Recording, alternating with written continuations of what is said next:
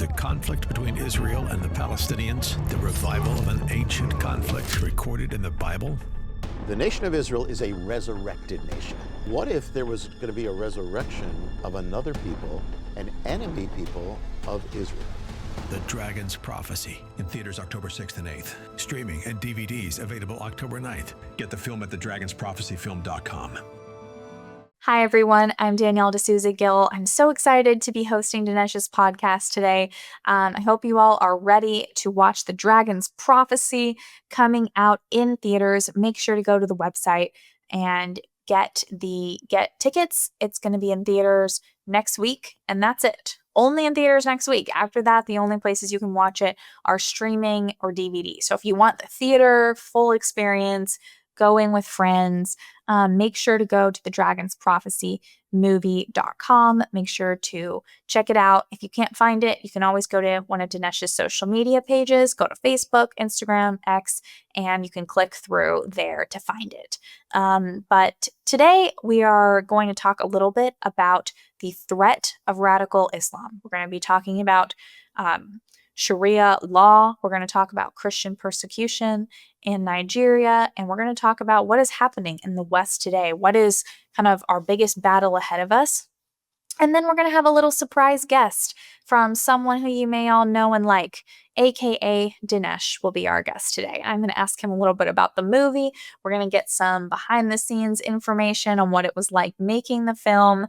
And it'll be really fun for me to interview him and have him on his own podcast. So we will talk to him very shortly, and let's get started.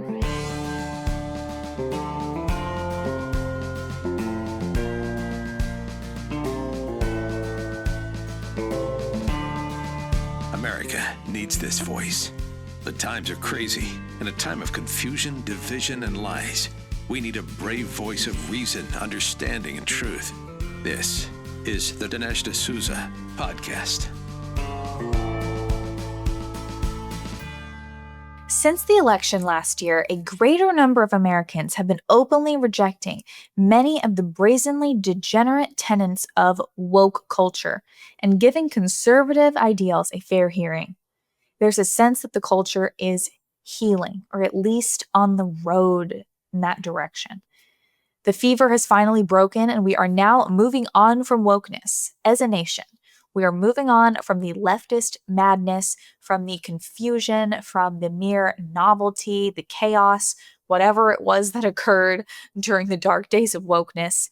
And since the assassination of Charlie Kirk, there have been notable increases in the numbers of those registering as Republican, in the numbers of those who are going to church. We have seen increases in the number of Turning Point chapters that are opening.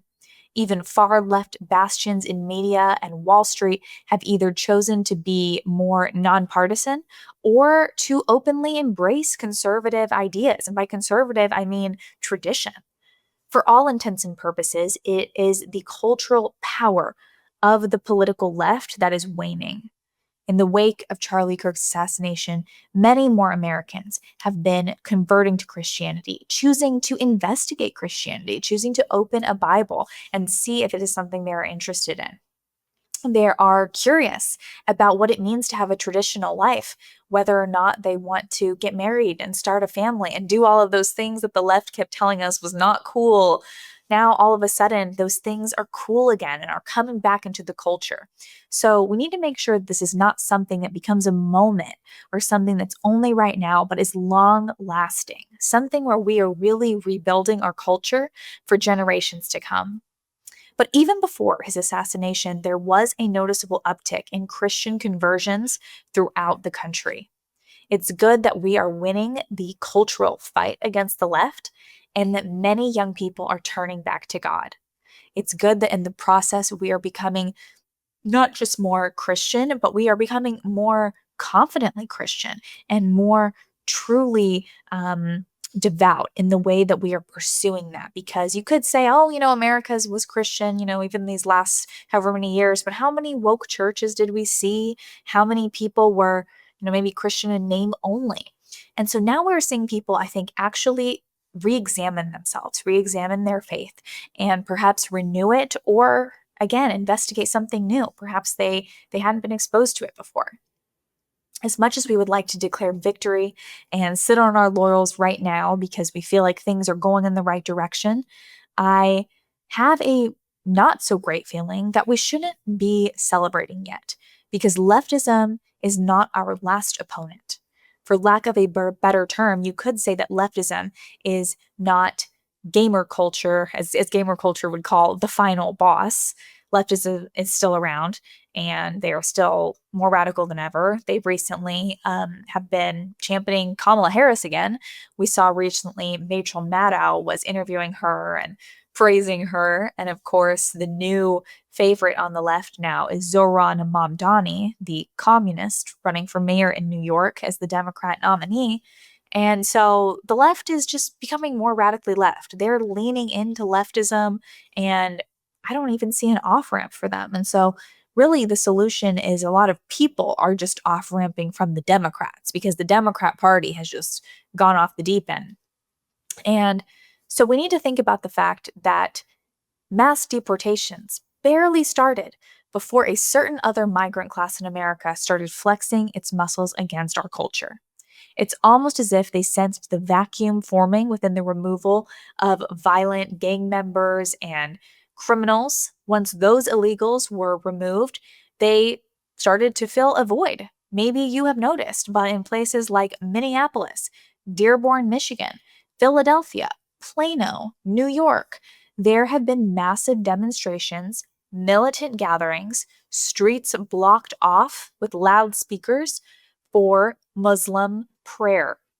Loudspeakers blast the call to prayer from pre-dawn hours and throughout the rest of the day, even when such activity is against the municipal noise ordinances.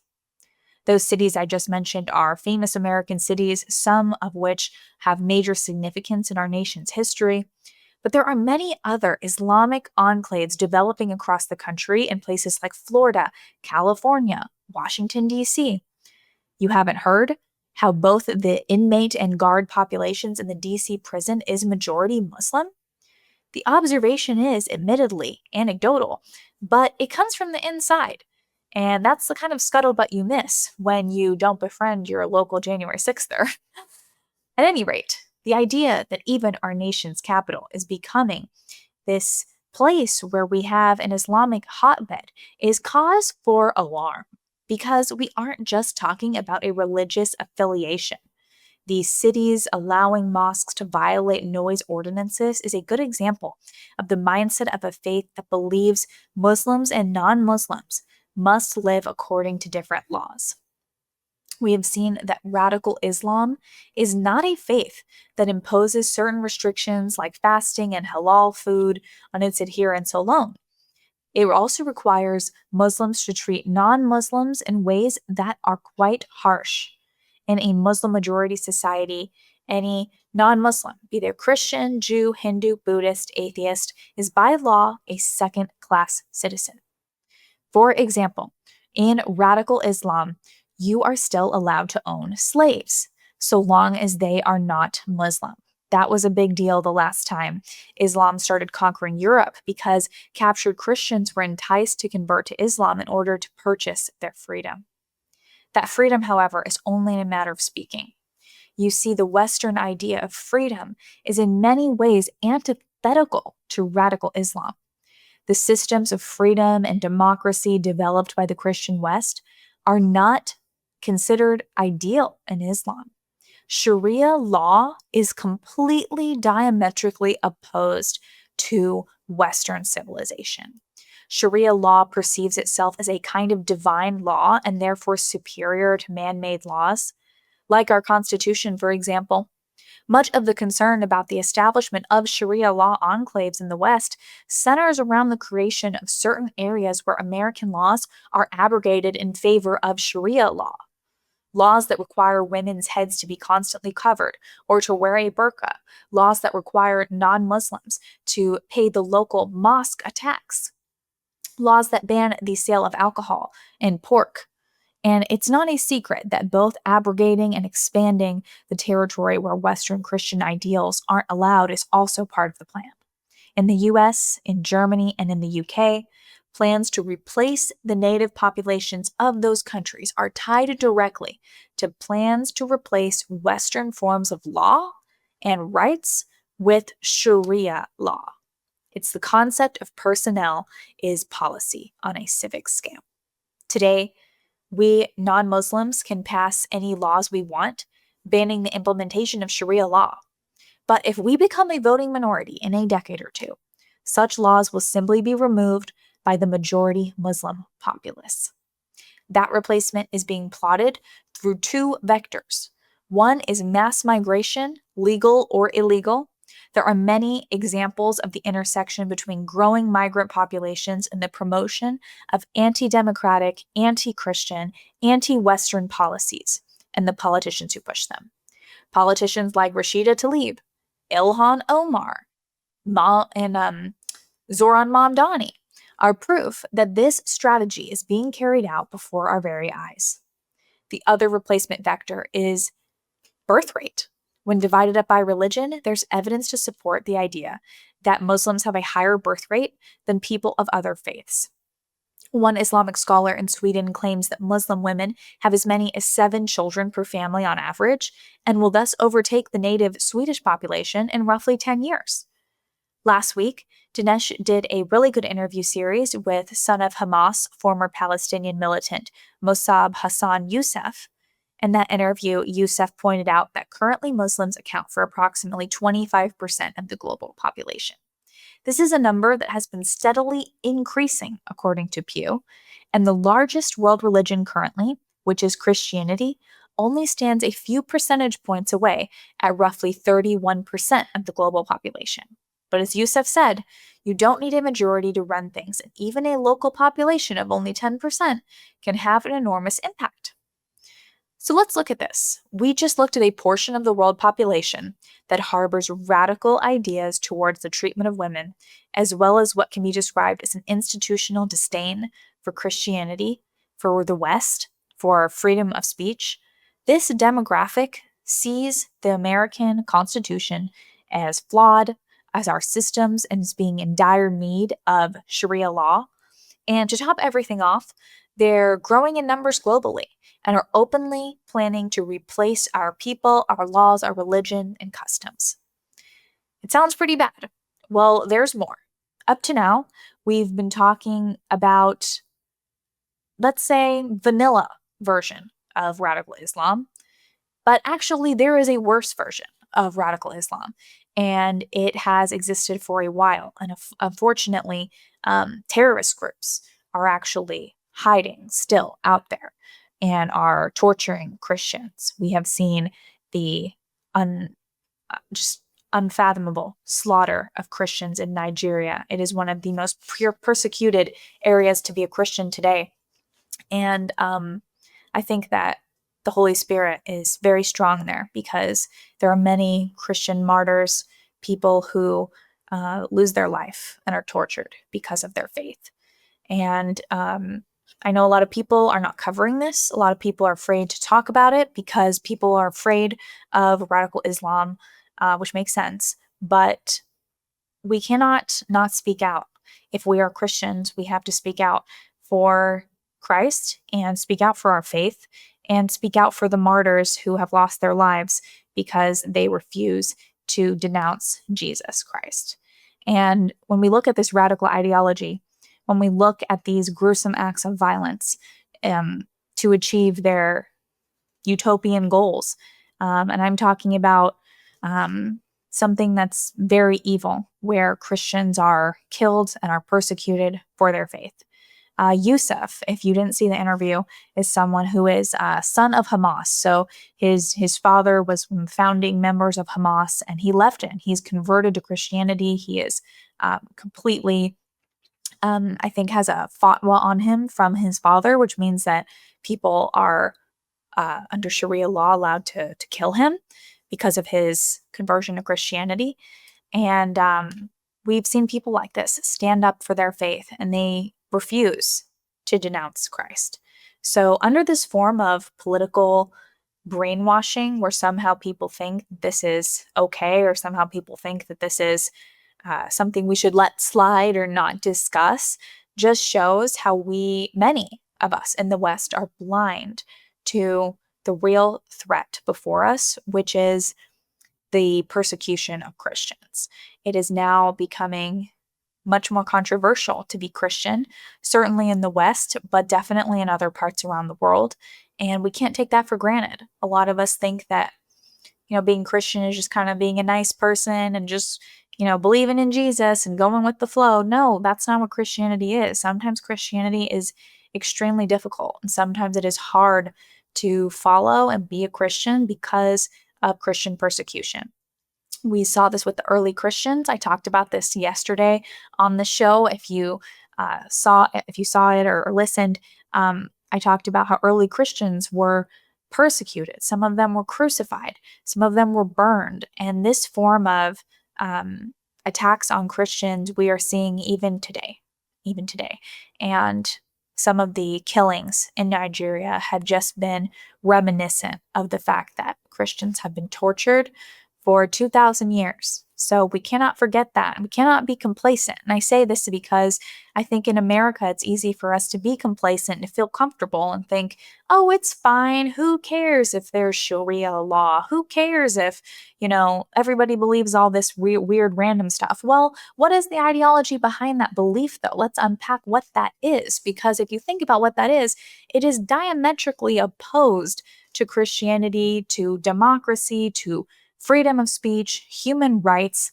So the base of support for Sharia law, let's say, is Muslim conquest. And Muslim conquest is something that we need to be aware of and be mindful of, because in places where it's easy for us to be comfortable and forget about it, then we all of a sudden see, oh my gosh, this is popping up here and is going on much closer to home. So we've seen shiftless college-age kids. A lot of them have been duped on social media by bot farms run by Qatar, Saudi Arabia, China. This group of people somehow think that Israel is our greatest threat, when in fact radical Islam is clearly our greatest threat and is clearly something that is directly attacking Christianity. In the interview, Youssef said he's been warning nations to follow the example of countries like Jordan and Egypt, who won't allow Palestinians into their countries. And we have to wonder why that is. And haven't you noticed that all these military-age Muslim men have no interest in going to Muslim countries? Wonder why that might be.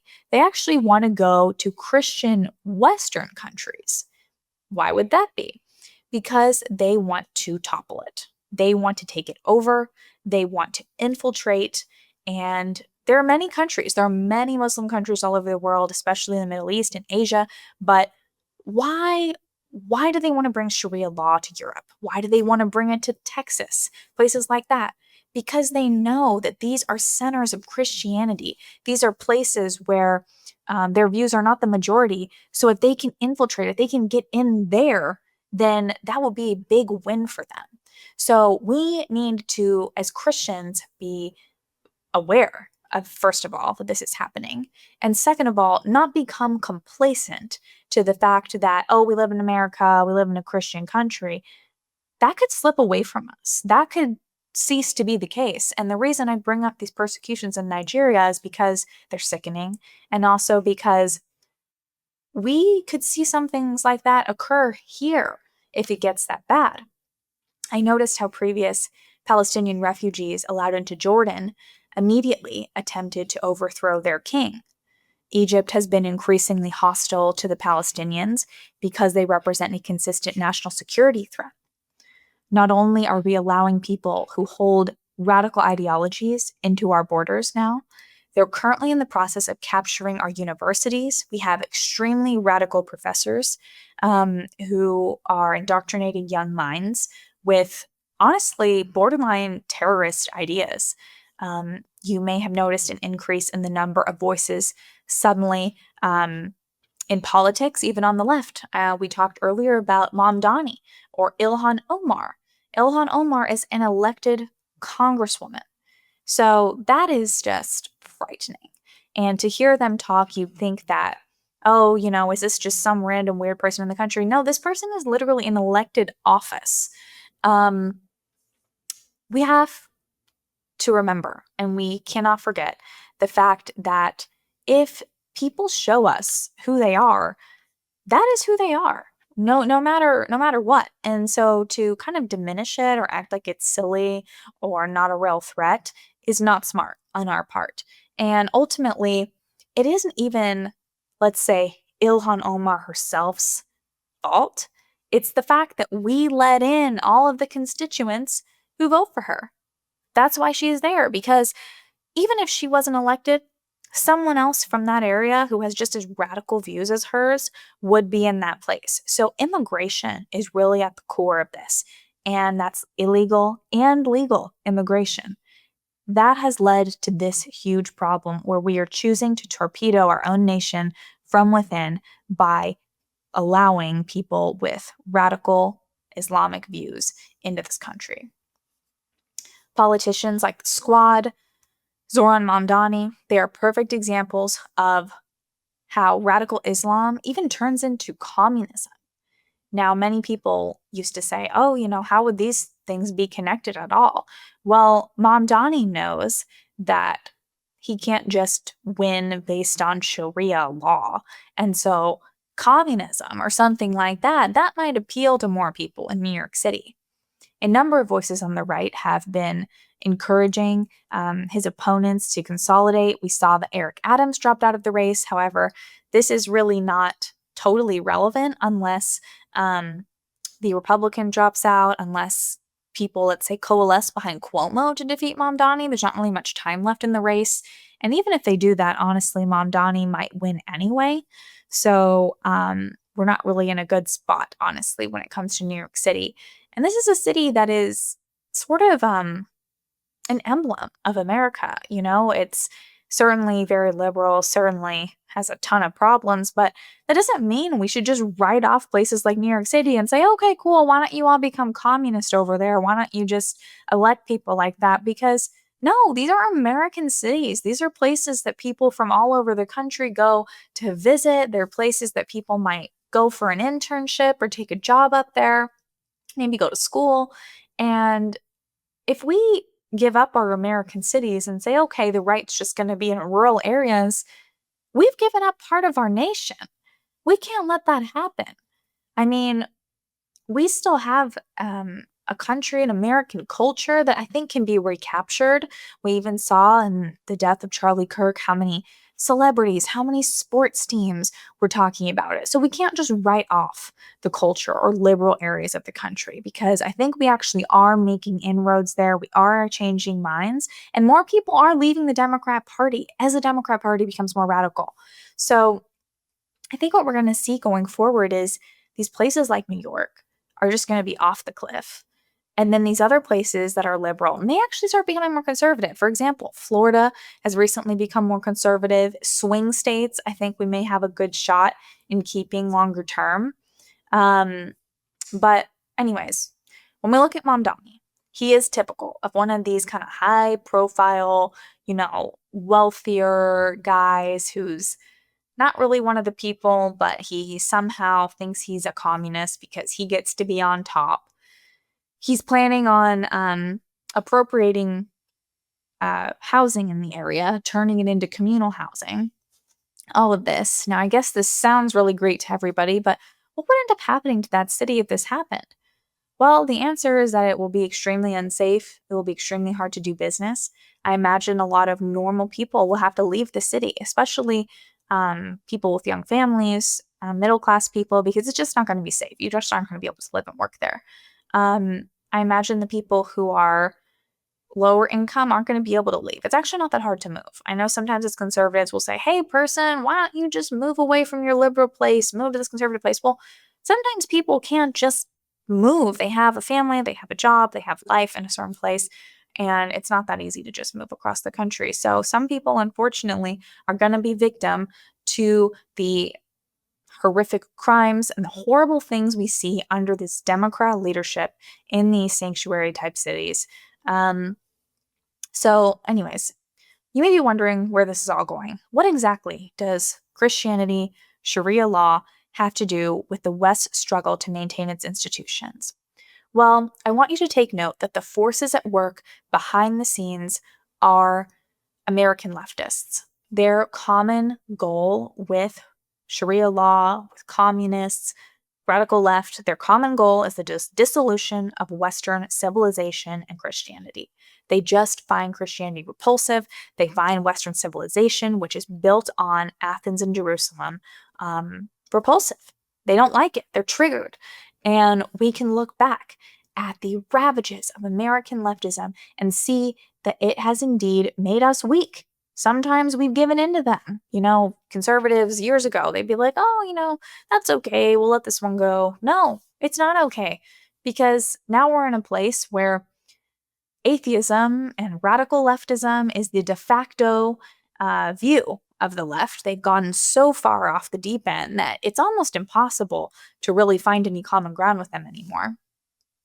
We've seen that by Christians giving up the public square, by Christians saying, separation of church and state, we can't force this on anybody and so on. We can't talk about this.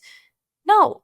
As a result, Christianity has taken a back seat. And honestly, Christianity's effects on society, living in a country that has a Christian culture is good for everyone. It's good for Christians. It's good for Muslims. It's good for atheists. It's good for everybody because Christianity is the only religion that believes in mercy. We're the only religion that believes in forgiveness and grace. And so living in a society that enjoys the fruits of that kind of belief is good for people. So by Christians kind of being afraid to speak their mind, being afraid to take on the culture, that has hurt everybody. And the left has coalesced. They've come together. They brought together radical Islam. They brought together the communists. They brought together these different groups that all are disgruntled. And they've said, we're going to unify. We have a common goal. So on our side, we need to do the same thing. We need to stand up for the nuclear family. We need to stand up for two genders. We need to stand up for life. We need to stand up for stay-at-home mothers. We need to stand up for men being masculine. Treating conservatives as second-class citizens by depriving them of their jobs, their culture. This is not okay. And demoralizing us by denigrating the West's achievements in government, culture, science, and having developed in spite of the Christian faith when the exact opposite is actually the case. A lot of this came about because of Christianity. None of these horrible things would have happened if our nation had stayed the course and stayed strong on Christianity. Whenever Christianity is weakened, it is very bad for America. Very, very bad things happen. And so the more revival we see in this country of Christianity, the better it's going to be for everyone. Whether you're conservative or liberal or any religion, it is going to be better for everybody. And the West has unfortunately become a little bit listless. They've become complacent in their faith. And we've seen in Europe the devastating effects of this. As they've become more atheistic, they have allowed more radical Islam to infiltrate and take over. Well, you have to ask yourself, okay, let's say you're a disgruntled Christian, you don't really want to be Christian anymore. If you want to be atheist, why let radical Islam take over? Radical Islam is horrible, but somehow there's become this alliance between radical Islam, atheism, all of these things trying to topple what is good in our society, in Christianity, Western civilization. So it seems like they kind of have these different goals, different purposes, but yet they've coalesced, they've come together, they've become a force. Well, we are also a force, and that's why I want to point out that we're seeing a revival, we're seeing ourselves moving in a good direction. The West has been bouncing back a little bit. That hasn't been without difficulty because we've seen these, wokeism, communism, all of this stuff starting to fester. But I think wokeism is going down. It is really not cool anymore. To paraphrase G.K. Chesterton, we found ourselves standing for nothing and therefore falling for anything. And that allowed wokeness to take rise because we started, again, giving in on so many things. Wokeness kind of was able to pop up. But if we don't give in, wokeness has no chance. Wokeness makes no sense. It's not rooted in rationality. It's not rooted in goodness. We instinctively understand now that it's Christianity, it is faith in God that is needed in our fight against corruption and the rot of our civilization. Christianity also has a winning track record in very real things like fighting slavery and standing up for the dignity of women. Christianity was the first and really was the only religion that champions women in a sense of seeing them as complementarian to men and having a wonderful and beautiful kind of relationship in the marriage relationship and the differences between men and women. And so women are very celebrated in Christianity, and that is not the case in other religions like Islam, for example. So this battle we face now against the American left is not new.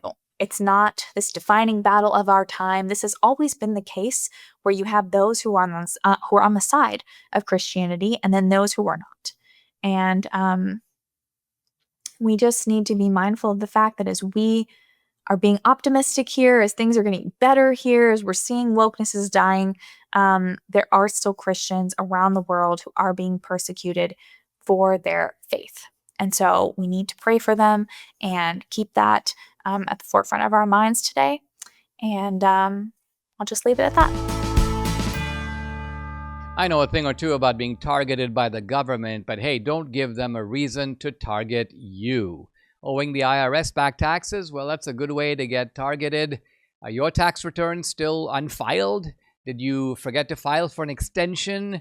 The October 15th deadline is fast approaching. Time is running out. So if you haven't gathered all your documents or made any estimated payments, you could soon be targeted by the IRS. Not good. They can garnish your wages, freeze your bank accounts, even seize your property. They have a lot of power.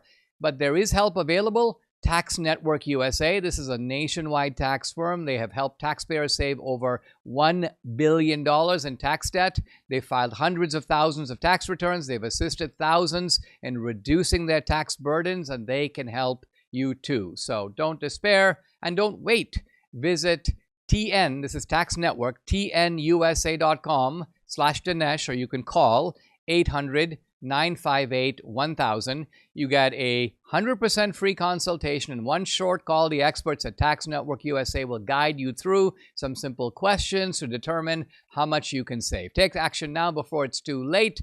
Call 1-800-958-1000 or go to tnusa.com/Dinesh.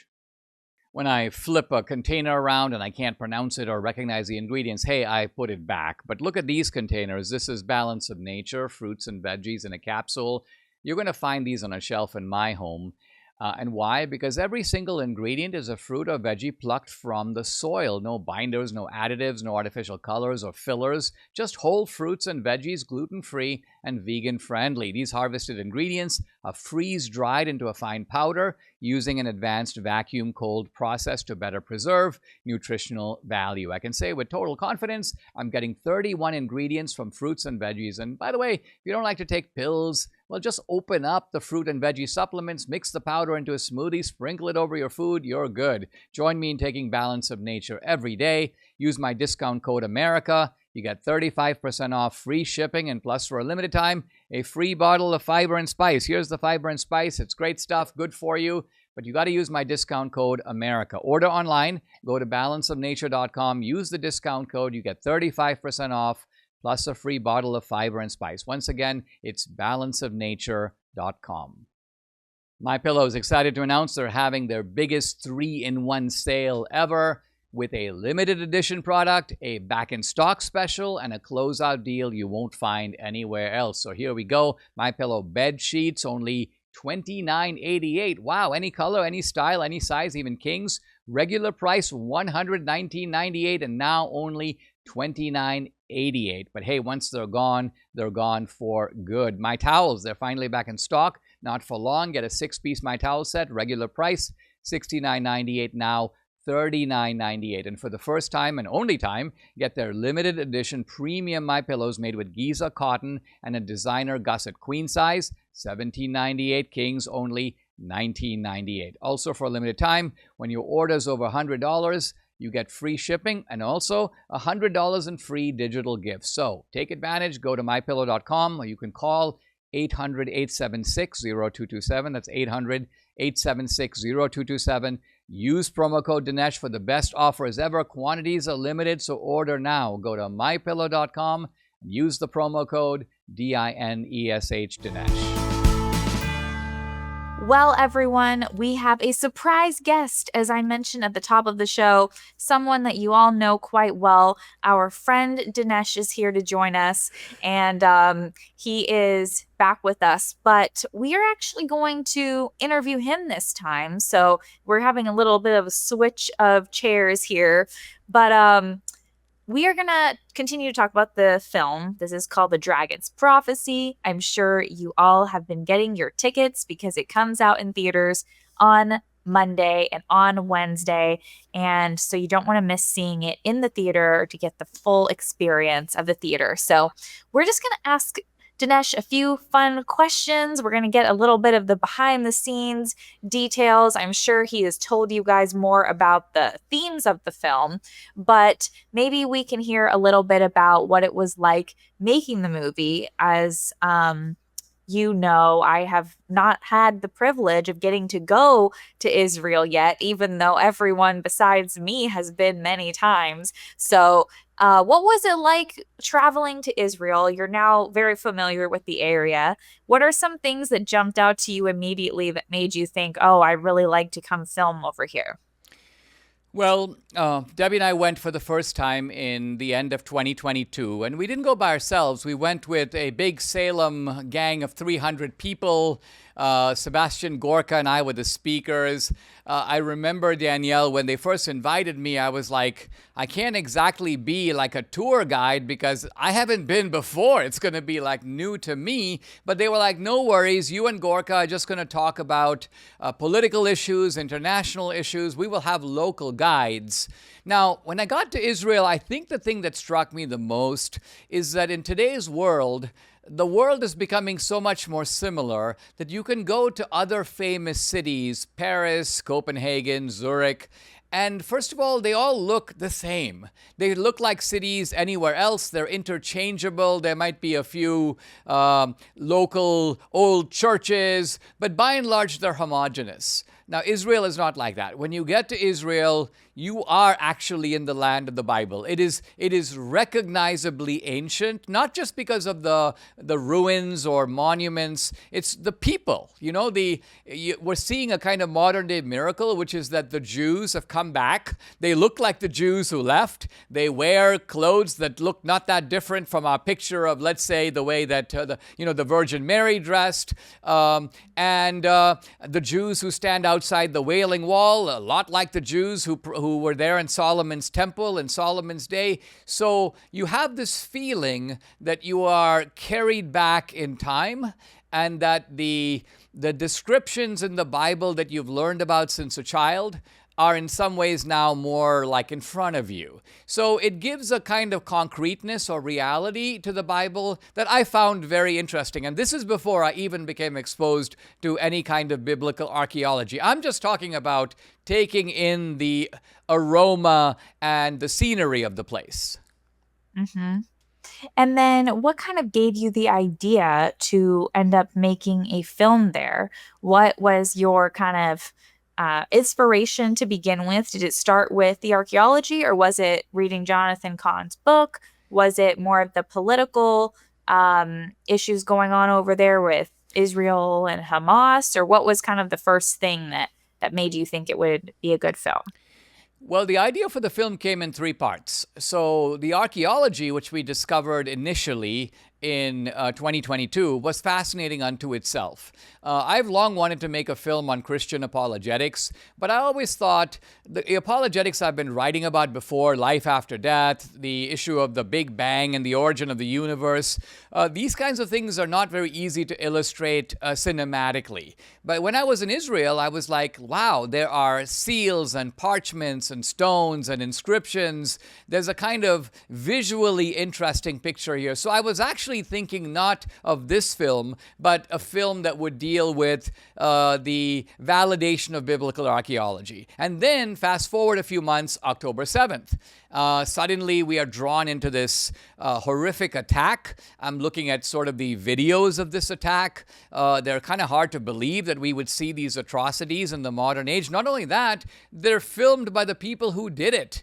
You know, it's almost like it's the serial killer who goes from home to home, and he's the one making the videos because he's really proud of his handiwork. These are the Hamas videos. So, but then I thought to myself, like, what does the one have to do with the other? Like, what does the biblical archaeology I saw earlier, how does it relate to October 7th? And there is an answer to that question, which is this. The underlying question in this kind of fight is always, whose land is it?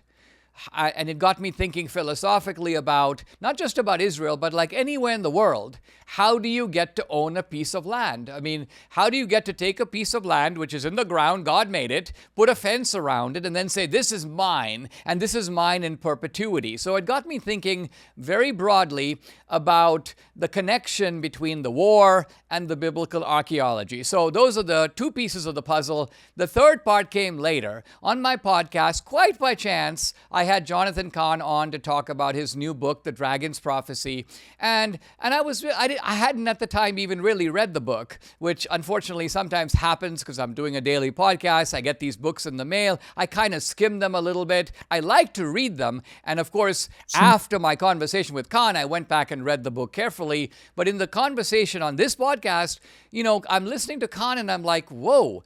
This is such original stuff. I haven't heard it before. The Philistines, the Palestinians, and drawing out those comparisons. And I thought that so far I have the past, which is the archaeology. I have the present, which is October 7th and the ongoing war. But what I don't have is the future. And what Jonathan Cahn is bringing in is an element of biblical prophecy. So I said, hey, if I can find a way, it's not going to be easy, but to make a tapestry integrating the past and the present and the future, it's going to be a really good film. In fact, it's going to be a film that ascends above the political. It has the political. It's going to have all the current debates. In fact, it's so topical that we have the left-wing critique. We have Ilhan Omar in the film. We have Tucker Carlson in the film, Ted Cruz. I'm asking Netanyahu to respond directly to Tucker. So in a way, the film is right on the ground, but at the same time, it is in the clouds in the sense that it is pointing to spiritual realities and apocalyptic possibilities that go way beyond the ground level. Interesting. And what was your favorite scene to film while you were there? Well, the archaeological stuff is so rich that I could only do a taste of it in the film. This is a film which is attempting, you know, Jonathan Cahn is kind of like a Bible guy. And what he does is he expounds the Bible in a very arresting, fascinating way. But his audience is entirely made up of, you know, churchgoers, right? These are people who accept the authority of the Bible. And I realize that I'm putting a film out there, and it's going into the secular world. It's going to have Christians. It's going to have some people who are skeptics, and they're going to say, well, this is all very interesting, Dinesh, but how do I know that the Bible can be trusted? How do I know that the Bible is describing actual events, real people, real history? Yes, we have all these figures in the Bible, Pontius Pilate, King David, but do we know for a fact? Do we know by evidence outside the Bible that they're real? This is what the archaeology is kind of going into. And what I find fascinating with the archaeology is not simply like, here I am standing on the ruins of King David's palace. True, that's really cinematic. I mean, you've got walls that are like 20 feet thick. So think about it. This is not some ordinary Hebrew guy's home, right? This would be a thick wall for a mansion today. It was obviously some kind of a royal building. but there are some really minor figures in the Bible. These are like, this guy was the royal steward of King Hosea, or this guy was like, this is a guy who was hanging around the court that the king said, go keep an eye on the prophet Jeremiah. You know, it would be like this, D. It would be like if somebody were to, based on archaeological evidence, uncover the name hundreds of years later of one of President Trump's interns, right? Now, that's what I'm getting at is nobody writing the documents 300 years from now would have heard of this guy. He's a minor figure. Yeah, he was in the White House briefly. His name was on some roster, but he's not a significant figure. And so if his name turns up on a seal or a letter or a stone, then it shows you that the people who wrote the Bible, who wrote that account, must have been very close to those events. In other words, if you can find a seal that belonged to the cook of the king, then you were living at that time, or you talked to somebody who knew all about the palace and knew about that cook's name. So my point is, it's the validation of minor figures in the Bible that is the crusher. It shows that the Bible is accurate at the granular level, and it also shows it could not have been composed by people simply embellishing or making up these accounts hundreds of years later. Wow. Interesting. And going to the political, going a little bit back to what you were saying earlier. So you mentioned kind of there is conflict on the right about the Israel issue, about the area. What inspires you to want to weigh into this? Because there are some people who feel very strongly either way, and some people who maybe they don't really want to make it their main issue. So what has inspired you to say, I'm going to make a movie on this. I really want to talk about this more, make a case for Israel, let's say. What led you to want to speak out on it so strongly?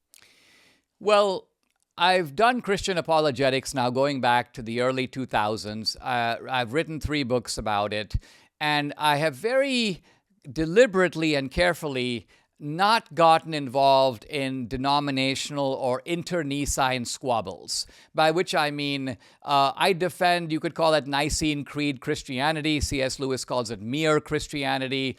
I'm not getting into the denominational fight, and I'm also not getting into the denominational arguments about prophecy, because as you know, there are the premillennials and the postmillennials and the people who think that that Jesus will come and physically rule for 1,000 years, and what they do is they lay out a chronology. This will happen first and second and third and fourth, and I don't get into that. In fact, my view is that is not. I don't even know how to do that, because to me, the book of Revelation is deliberately veiled. Why is it written in such a kind of mystical, obscure, some would even say obscurantist language?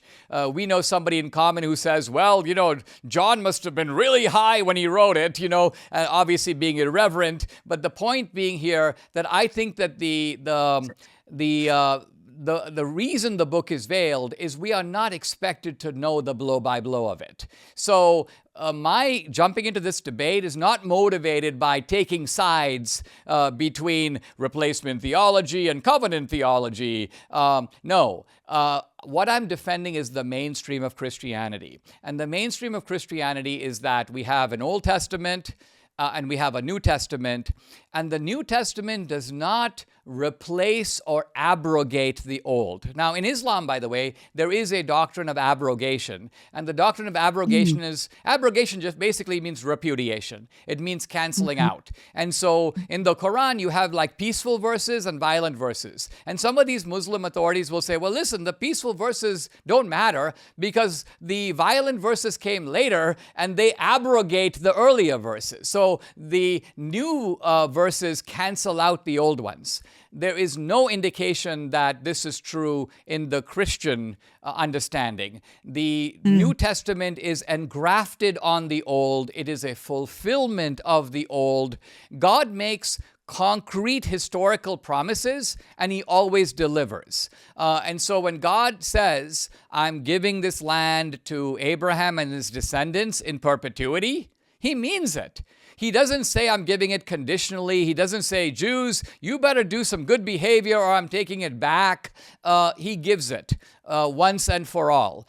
So again, someone could say, I don't accept the Bible, and then I have to have a different argument with that guy. I've now got to look at arguments based upon conquest, arguments based upon the UN giving that land as part of a treaty. I've got to talk about who were the original inhabitants of that land. But I'm talking now about the debate among Christians who accept that God did, in fact, have a covenant with Abraham. And I'm distinguishing between the covenant of giving a deed of land over to Abraham, that I think is not repudiated, and the spiritual covenant, which I think, yes, we are under a new covenant. We are under a new passport to salvation. Jesus is, in fact, the only way. So you know how Augustine talks about the earthly city and the heavenly city. This is the city of God, the two cities.